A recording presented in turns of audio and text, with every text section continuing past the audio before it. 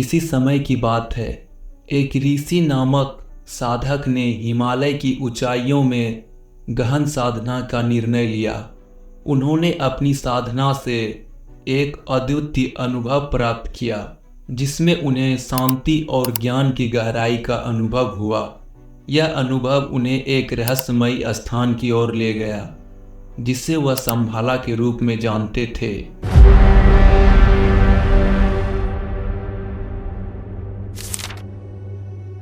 संभाला की उत्पत्ति का इतिहास प्राचीन ग्रंथों और धार्मिक परंपराओं की गहराई से निहित है। इसे एक दिव्य और गुप्त राज माना जाता है, जिसका जिक्र मुख्य रूप से बौद्ध और हिंदू ग्रंथ में मिलता है। संभाला का नाम संस्कृत शब्द सम और भाला से मिलकर बना है, जिसका अर्थ होता है शांति का स्थान। कहा जाता है कि संभाला का निर्माण तब हुआ जब एक संत ने ध्यान करते हुए शांति और ज्ञान का अनुभव किया। उन्होंने उन स्थान को एक अद्भुत दुनिया में परिवर्तित किया, जहां केवल सत्य, प्रेम और ज्ञान का वास हो। धीरे धीरे यह स्थान आध्यात्मिक साधनों और ज्ञानी व्यक्तियों के लिए एक आश्रय स्थल बन गया।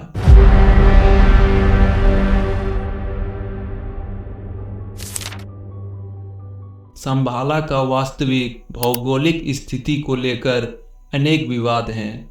इसे हिमालय के गहरे कोने में छिपा हुआ माना जाता है। विशेषकर तिब्बत के पास कई साधक और खोजकर्ताएं इसे ढूंढने का प्रयास कर चुके हैं, लेकिन आज तक कोई ठोस प्रमाण नहीं मिला है। इसे एक गुप्त स्थान के रूप में माना जाता है, जहां केवल उच्चतम आध्यात्मिक साधक ही पहुंच सकते हैं।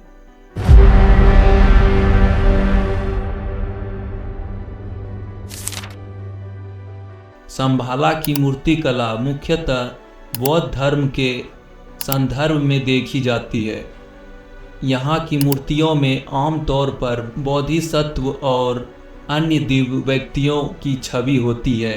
इस मूर्तियों को मुख्यतः तिब्बती कला और सांस्कृतिक में बहुत महत्वपूर्ण माना जाता है।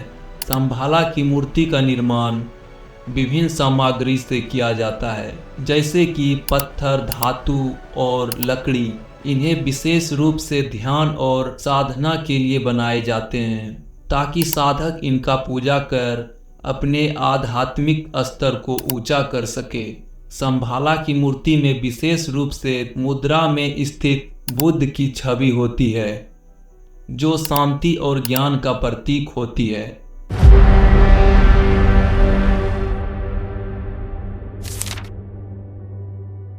ऋषि ने अपनी साधना के माध्यम से एक अद्भुत यात्रा की। उन्होंने एक मार्ग देखा जो गहरे पहाड़ों और बर्फों से ढके रास्तों के बीच गुजरता था। इस मार्ग पे चलकर वे अत्यंत संभाला पहुँचे। वहां पहुंचकर उन्होंने एक अद्भुत दृश्य देखा।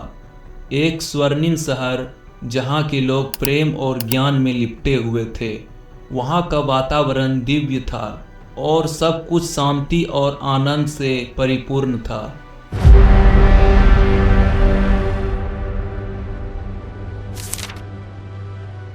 संभाला में ऋषि ने देखा कि लोग ध्यान कर रहे हैं और वे सभी एक दूसरे के प्रति प्रेम और सहयोग की भावना रखते हैं।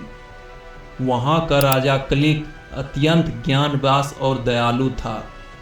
उन्होंने ऋषि का स्वागत किया और उन्हें बताया कि संभाला का कार्य अधर्म का नाश करना और धर्म का स्थापना करना है।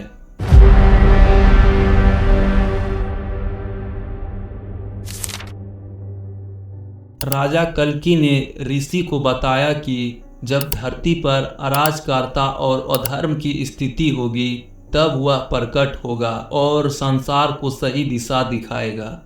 उन्होंने कहा, संभाला का ज्ञान केवल उन्हीं के लिए खोला जाएगा जो सच्चे हृदय से खोजेंगे। ऋषि ने संभाला में बहुत समय बिताया और उन्होंने वहाँ की अद्भुत ऊर्जा और ज्ञान को अनुभव किया। जब वे वापस लौटे तो उन्होंने अपने अनुभव को साझा किया और संभाला की कहानी को एक प्रेरणा के रूप में प्रस्तुत किया।